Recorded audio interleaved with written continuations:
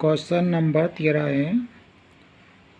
समुद्री तल से 75 मीटर ऊंची लाइट हाउस के शिखर से देखने पर दो समुद्री जहाज़ों के अवनमन कोण 30 और 45 है। यदि लाइट हाउस के एक ही ओर एक जहाज़ दूसरे जहाज़ के ठीक पीछे हो तो दो जहाज़ों के बीच की दूरी ज्ञात कीजिए। तो क्वेश्चन में लिखा हुआ है, उसके अनुसार ही हम इसका डायग्राम बनाते हैं। और डायग्राम कैसे बनाते हैं? जैसे हमने जो ए बी वो लाइट हाउस को दिखाया और इसमें लाइट हाउस जो है उसकी ऊंचाई 75 मीटर है। अब लाइट हाउस की शिखर यानी बिंदु ए से जो इसके नीचे दो समुद्री जहाज है सी और डी,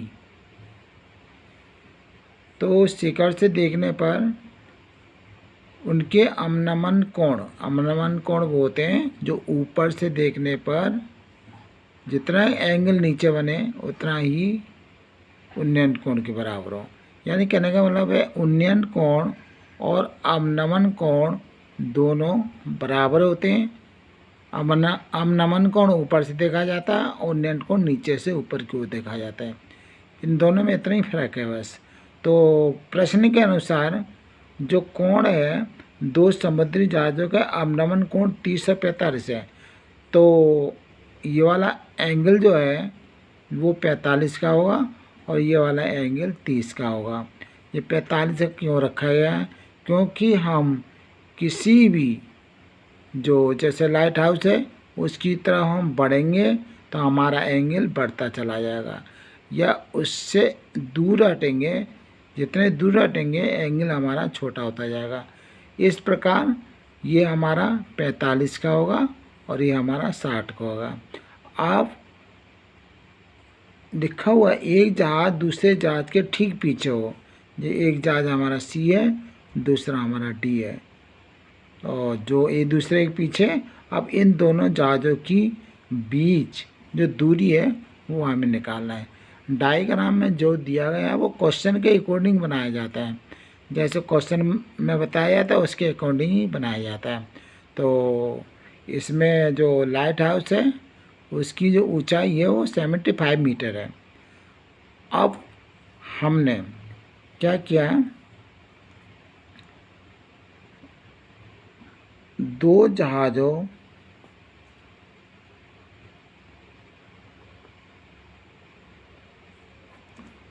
के बीच की दूरी जो है सी डी को x मीटर माना है और बी सी को x1 मीटर मान के चलते हैं। अब क्या करेंगे, अब हमें ये ए बी सी समकोण त्रिभुज को लेंगे। तो समकोण त्रिभुज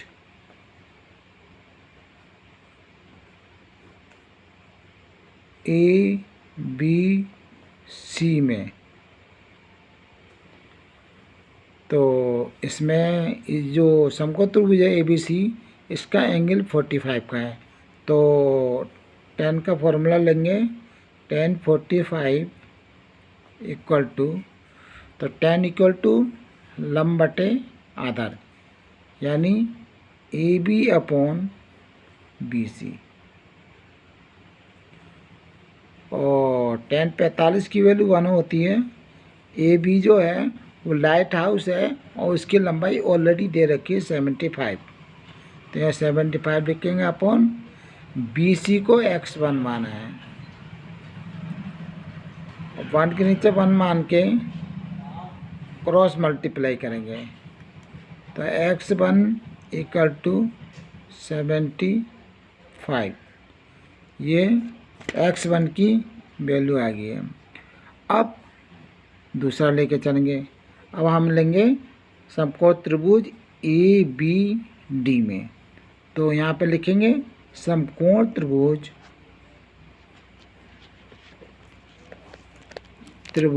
ABD में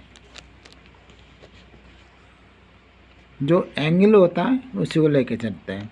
तो यहाँ पे हमारा हो जाएगा 10-30 डिग्री, और इस एंगल के लिए 30 डिग्री के लिए हमारा लंब होगा AB। तो 10-30 degree equal to AB upon, और इसका आधार होगा BC, और 10-30 की वैल्यू होती है 1/√3 इक्वल टू AP की वैल्यू वो 75 ऑलरेडी दिया गया है, और BC नहीं BD है। तो BD की जो दूरी है वो x + x1 है, x + x1। इसमें हम क्रॉस मल्टीप्लाई करेंगे तो x + x1 का 1 में करेंगे मल्टीप्लाई, तो x + x1 हो जाएगा इक्वल टू 75 का √3 में मल्टीप्लाई करेंगे तो 75/3। अब इसमें क्या करेंगे, जो पहले x1 की वैल्यू 75 जो निकली है इसको समीकरण 1 बना देंगे, और ये जो अब निकला है x + x1 इक्वल टू 75/3 इसको समीकरण 2 बना लेंगे। जो पहले वैल्यू x1 की वैल्यू 75 उसको यहाँ पे पुट करेंगे, यानी x1 की जगह रखेंगे, तो हो जाएगा हमारा x + x1 की जगह 75 इक्वल टू जो हो जाएगा 75/3। अब क्या करते हैं, x इक्वल टू हो जाएगा 75/3 और प्लस का 75 ये माइनस का हो जाएगा। तो यहाँ कॉमन निकालते हैं 75 और ब्रैकेट में बचेगा √3 -1। तो x की वैल्यू जो आई है जगह 75 √3 -1 जो ब्रैकेट के अंदर आ गया। तो x जो है वो जो है ये जो जहाज है CD, जो दो जहाज है इसकी बीच की जो दूरी हमें ज्ञात करनी है वही x है, वो हमारा मान आ चुका। तो लिखेंगे दोनों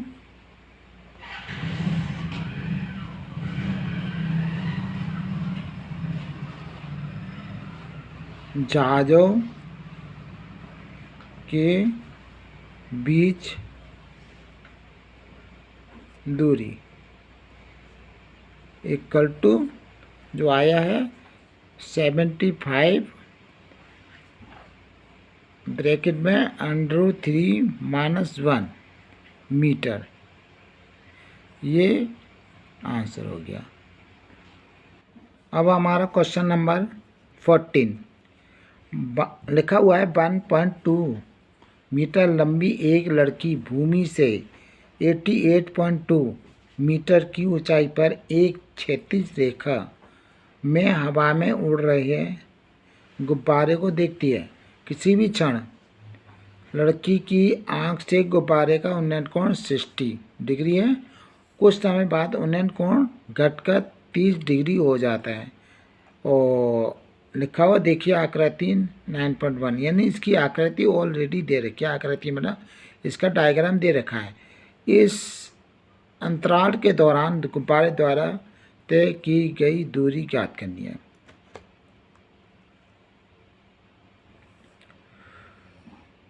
तो इसमें ऑलरेडी इसका डायग्राम दिया है। डायग्राम के बारे में समझाता हूँ। ये AB एक लड़की है जिसकी लंबाई 1.2 मीटर है। जब ये लड़की लंबाई 1.2 मीटर है तो ये भी हमारे जो CD हमने नाम रखा है इसकी भी लंबाई 1.2 मीटर होगी, क्योंकि ABCD और ए सी बी डी दोनों समांतर रेखाएं हैं, यानी कहने का मतलब आयत है। तो आयत में आमने सामने की जो भुजाएं हैं वो बराबर होती है, तो A B equal to C D. अब जो दिया गया है इसमें, किसी भी क्षण लड़की के आँख से गुब्बारे का उन्नत कोण। अब लड़की ये खड़ी हुई है, इसकी आँख इधर है। अब इधर से उन्नत कोण जो है गुब्बारा है एफ, तो यहाँ से वो देखती है तो ये 60 का एंगल बनाती है, यानी गुब्बारा इस जगह एफ है और यहाँ से देख रही है तो ये 60 का कोण बना रही है। और कुछ समय बाद फिर क्या होता है कि इसी बिंदु से, यानी ये पॉइंट जो ए है वो लड़की की आँख है, और उससे वो उन्नयन कोण घटकर 30 का हो जाता है। फिर 60 का जहाँ उन्नयन कोण था, अब वो लड़की इस जगह से 30 का, इस जगह गुब्बारा आ गया, इस जगह 30 का एंगल से देख रही है। तो इस अंतराल के दौरान गुब्बारे द्वारा तय की गई दूरी ज्ञात कीजिए। तो हम मानेंगे जो यहाँ पे हमें दे रखा है। अब देखिए यहाँ पे जो दूरी है ई डी इक्वल टू दे रखा है, क्वेश्चन में दे रखा है 88.2 मीटर। तो ये हमारा हो जाएगा 88.2 मीटर। अब जो लड़की की लंबाई है 1.2, भाई 88.2 तो ई डी है यहाँ से यहाँ तक, और लड़की की जो लंबाई है वो सी डी 1.2 है। तो यहाँ पर लिखेंगे C D equal to 1.2 meter. तो अब ई सी को दूरी जो हम निकाल लेंगे, तो E C equal to E D minus C D, ये रख देंगे ना, ई डी माइनस सी ई, यानी जो ई डी की वैल्यू है 88.2 में से माइनस करेंगे 1.2 को, यानी ये पूरी लंबाई जो है इसमें से 1.2 को माइनस करेंगे तो हमारी सी ई की जो लंबाई वो निकल आएगी। तो माइनस करने पर ये हो जाएगा हमारा 87.0 मीटर। तो इसलिए हमने यहाँ पर 87 मीटर लिख दिया है। 87.0 का मतलब 87 मीटर। अब हम क्या करते हैं, जो लिखा हुआ इस अंतराल के दौरान गुब्बारे द्वारा तय की गई दूरी ज्ञात करनी है। पहले गुब्बारा एफ में था और उसके बाद वो पहुंच गया है ई पॉइंट पे। तो कहने का मतलब है जो एफ ई की जो दूरी है वो जी सी की दूरी बराबर है। तो इस जी सी को एक्स मानेंगे,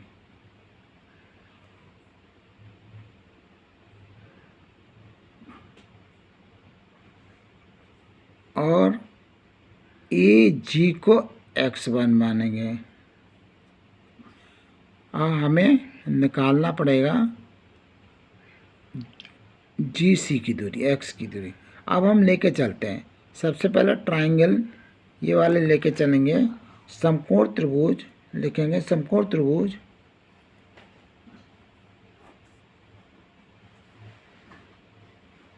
ए जी एफ में, जिसमें एंगल हमारा 60 का दे रखा है। तो ये हो जाएगा tan 60 डिग्री इक्वल टू, इसके लिए लंब होगा एफ जी अपॉन आधार होगा ए जी। तो tan 60 वैल्यू √3 रखेंगे। एफ जी जो एफ जी इसकी जो लंबाई है वो ई सी की बराबर होगी, यानी ये भी हमारा 87 मीटर है, हो जाएगी। ये वाली लंबाई ये लंबाई सेम होगी। तो इस जगह हम लिख देंगे 87 अपॉन ए जी को हमने माना x1। अब क्रॉस मल्टीप्लाई करेंगे तो √3 x1 इक्वल टू 87 और आगे सॉल्व करेंगे तो x1 इक्वल टू हो जाएगा 87 अपॉन √3। इसका हर का परमीकरण करेंगे तो √3 का मल्टीप्लाई अंश और √3 का मल्टीप्लाई हर में करेंगे तो ये आपका हो जाएगा 87 √3 अपॉन √3 का मल्टीप्लाई करेंगे 3 आ जाएगा। 3 से इसको काटेंगे एक बार और 3 2 जा 6 3 9 जा, यानी ये हमारा आ गया 29 √3 मीटर। अब लेंगे हम जो 30 का, तो समकोण त्रिभुज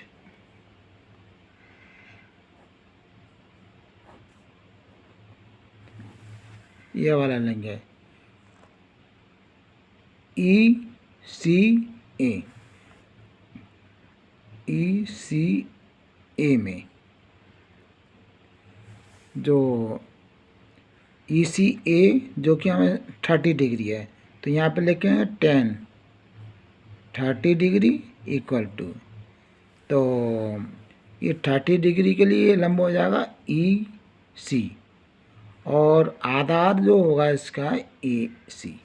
तो लिखेंगे यहाँ पे EC अपॉन AC। 30 की वैल्यू 1/√3 लिख देंगे यहाँ पे, और EC जो है वो 87 है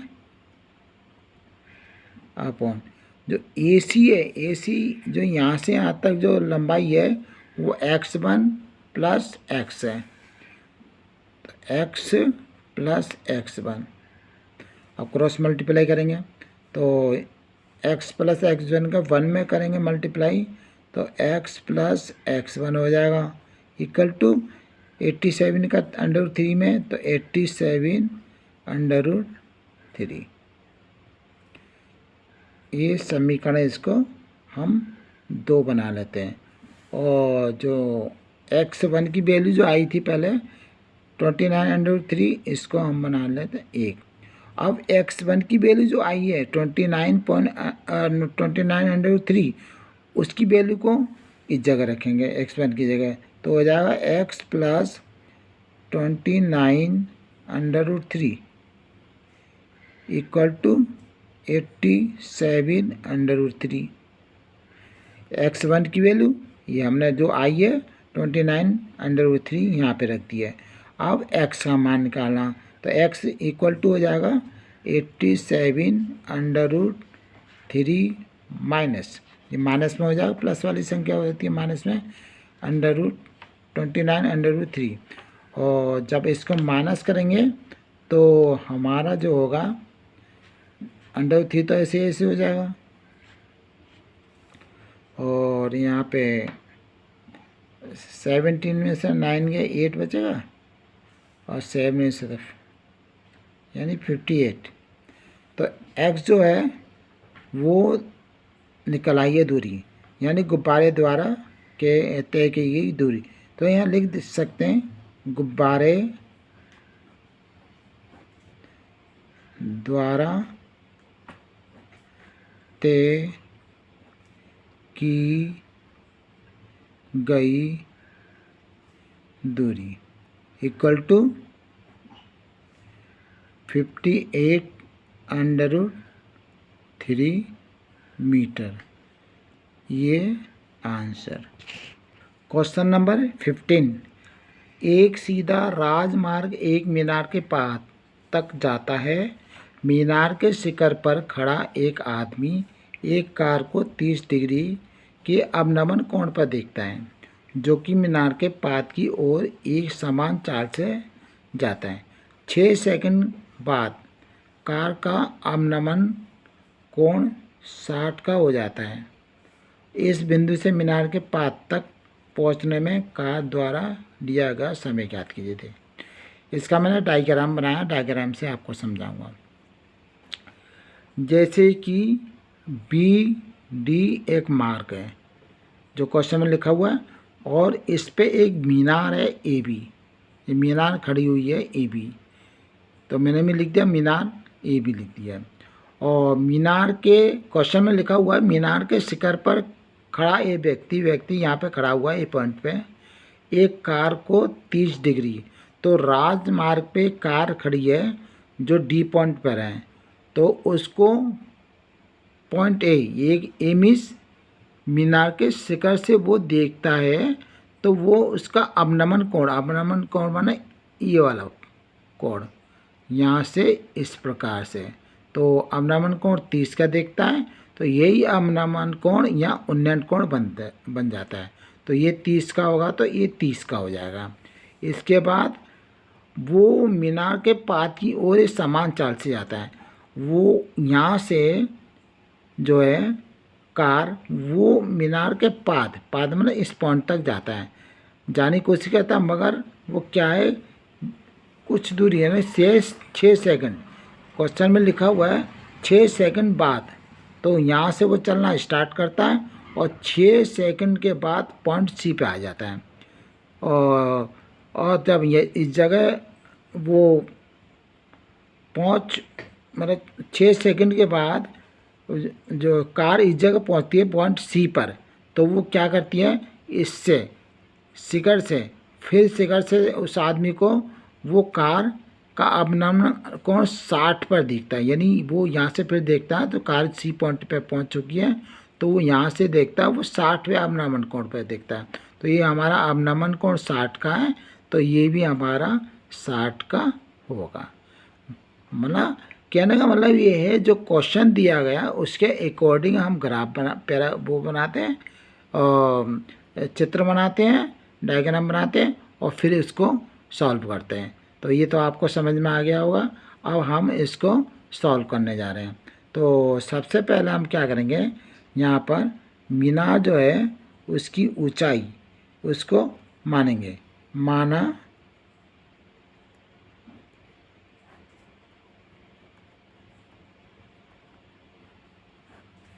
मीनार की ऊंचाई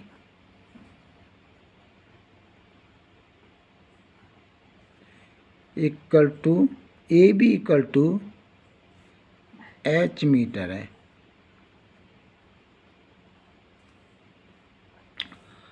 और B C equal to X meter मान लिया। अब हम क्या करेंगे, ये वाला रेक्टेंगल लेंगे, रेक्टेंगल यानी समकोण त्रिभुज ए बी सी, त्रिभुज ए बी सी में ये त्रिभुज को लेके चले। त्रिभुज में एंगल हमारा 60 का है, तो हम tan वाला फॉर्मूला लगाते हुए tan 60 रखेंगे और इक्वल टू इसका लंब होगा ए बी अपॉन आधार बी सी, और tan 60 की वैल्यू √3 जो होती है वो रख देंगे। ए बी जो है वो हमारा मान के चले थे ए बी बराबर एच, तो यहाँ एच हो जाएगा, और बी सी में मान के चल रहे थे एक्स।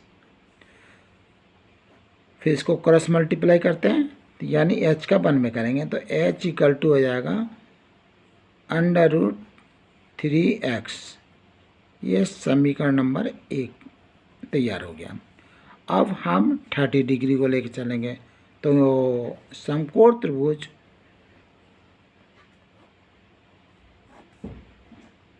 अब देखिए ए बी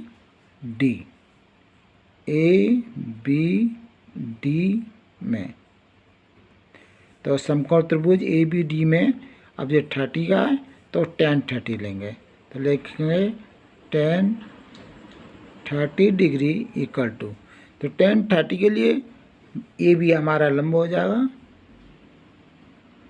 और बी डी वो आधार होगा। तो A B upon B D और tan 30 की वैल्यू 1/√3 होती है, लिख देंगे।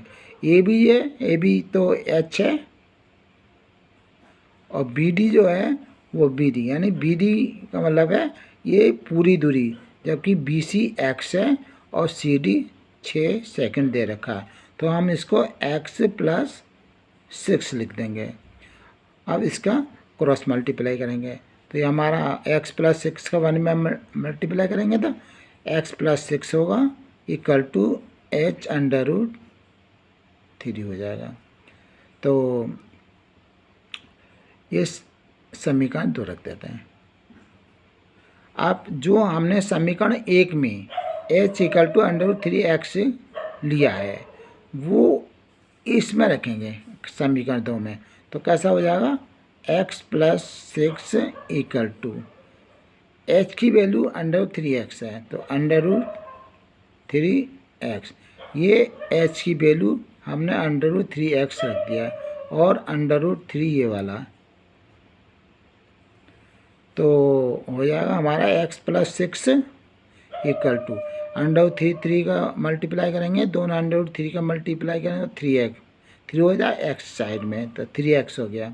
अब क्या करेंगे, इस x को राइट हैंड साइड पहुँचाएंगे तो हो जाएगा 6 equal to 3x minus x। तो 3x में से x को माइनस करेंगे तो यहाँ बचेंगे 2x इक्वल टू 6, तो x इक्वल टू 6/2, तो 2 का डिवाइड करेंगे तो यह हो जाएगा 3। कहने का मतलब है कि BC जो कि उस कार को पहुंचने में लगा समय, तो लिखेंगे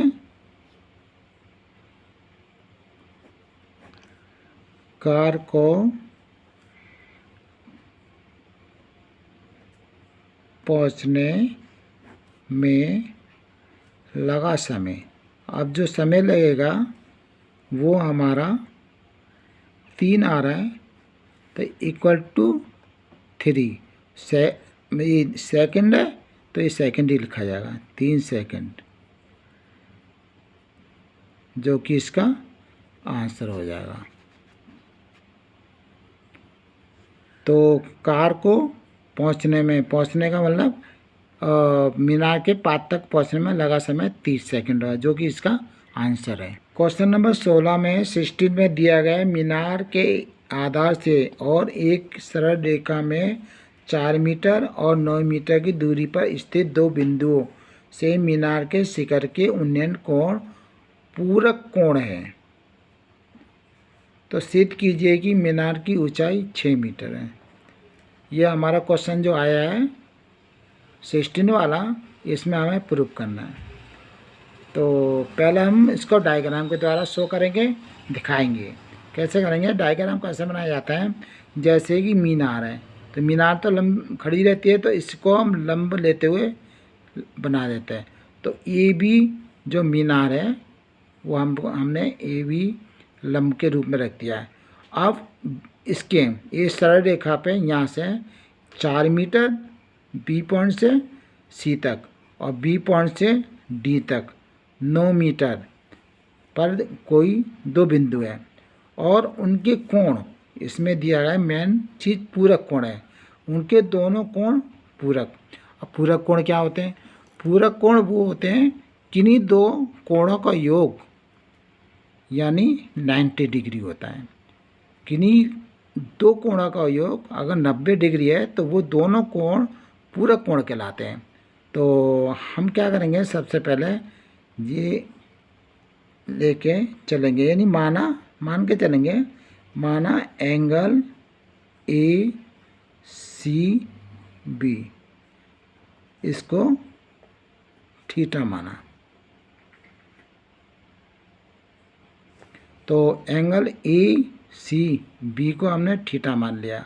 अब ये दोनों कोण पूरक कोण है तो पूरक कोण का मतलब होता है दोनों कोणों का योग 90 होना चाहिए। मान लेते हैं 30 का है तो ये हमारा 60 का होना चाहिए, क्योंकि 30 और 60 90 हो जाएंगे। तो हम क्या करते हैं, तो इस 60 को लाने के लिए 90 में से इस 30 को घटा देंगे। इसलिए यहाँ पर ये वाला जो एंगल बनेगा टी पर वो 90 माना थीटा बनेगा। तो यहाँ पर हो जाएगा एंगल ए डी बी, ये हमारा 90 माइनस थीटा होगा, क्योंकि दोनों कोण पूरक कोण है। जब भी पूरक कोण का अर्थ कोई बताए पूछे तो बता देना, ऐसे दो कोण जिनका योग 90 हो पूरक कोण कहलाते हैं। इसलिए इसको हमने थीटा मान लिया और ये वाला जो एंगल जो बनेगा वो 90 माइनस थीटा बनेगा। और अब थोड़ा आगे चलते हैं। अब हम समकोण त्रिभुज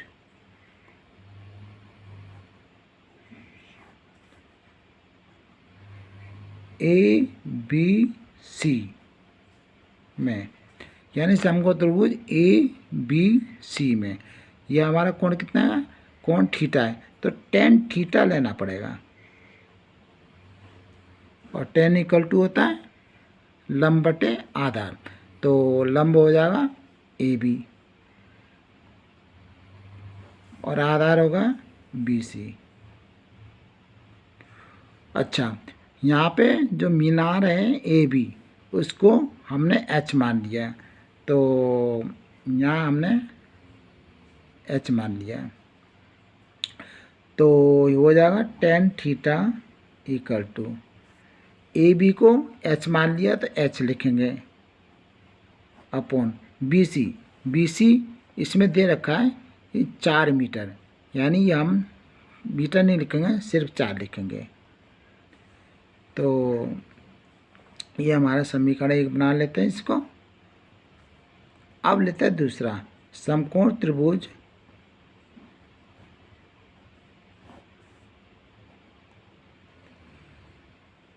A B D, A B D में, और यहाँ पे लेंगे 10, ये हमारा 90 माना थीटा है ये वाला एंगल, तो हम लेंगे 10 90 माइनस थीटा इक्वल टू, तो इस एंगल के लिए लंब वही होगा ए बी, आधार हमारा बी डी हो जाएगा, यानी यहाँ से यहाँ तक आधार होगा। जहाँ एंगल बनता वहाँ से वहाँ तक की दूरी आधार जो कहलाती है। तो आधार की जगह हम लिख देंगे, ये तो लिखा हुआ है, और इधर ये हमारा फॉर्मूला एक होगा यूज होगा, tan 90 माइनस थीटा बराबर cot थीटा होता है, ये भी एक फॉर्मूला है। तो यहाँ पे हम लिख देंगे tan 90 minus theta cot theta equal to, और ए बी की जगह एच लिखेंगे, और बी डी यानी बी डी की वैल्यू दे रखी है 9 मीटर, तो यहाँ पे लिख देंगे 9। अब कोट का फॉर्मूला होता है 1/10, इस जगह 1/10 ही क्यों रख रहे हैं, क्योंकि यहाँ पे समीकरण नंबर 1 में tan थीटा है, इसलिए कोट को 1/10 में चेंज कर देंगे। तो कोट इक्वल टू होता है 1/10, थीटा तो थीटा रखेंगे, तो हो जाएगा h/9। तो अब क्या 1 की जगह 1 और tan थीटा इक्वल टू जो हमने प्राप्त किया है h/4, तो ये हो जाएगा h/4 इक्वल टू यहाँ h/9 चलता जाएगा। अब ये 4 ऊपर पहुँच जाएगा यानी इन्वर्स हो जाएगा, तो ये हो जाएगा 4/h इक्वल टू h/9। इस जगह क्या करेंगे हम, इनका क्रॉस मल्टीप्लाई h में करेंगे तो हो जाएगा h² h का h में इंटू करेंगे तो h² हो जाएगा, और 4 का 9 में मल्टीप्लाई करेंगे तो 36 होगा। तो h इक्वल टू क्या हो जाएगा, रूट हटेगा, स्क्वायर हट के इसमें रूट चढ़ेगा, रूट यानी ये तरफ स्क्वायर हटाते हैं तो दूसरी तरफ रूट चढ़ा देते हैं। तो 36 का जब रूट लेंगे तो वो आ जाएगा 6। तो मीनार की जो ऊंचाई है जो हमने h मानी थी। तो मीनार की ऊंचाई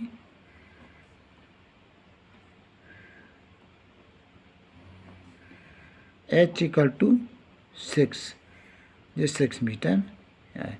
ये हमारा प्रूफ हो गया, क्योंकि क्वेश्चन में दिया गया सिद्ध कीजिए, यहाँ दिया गया है यहाँ पे सिद्ध कीजिए कि मीनार की ऊंचाई 6 मीटर है, और यहाँ भी हमारा जो h का मान वो 6 आ गया। तो मीनार की ऊंचाई जो है h = 6 मीटर, ये हमारा प्रूफ्ड हो गया। प्रूफ्ड मतलब सिद्ध होना, ROPED।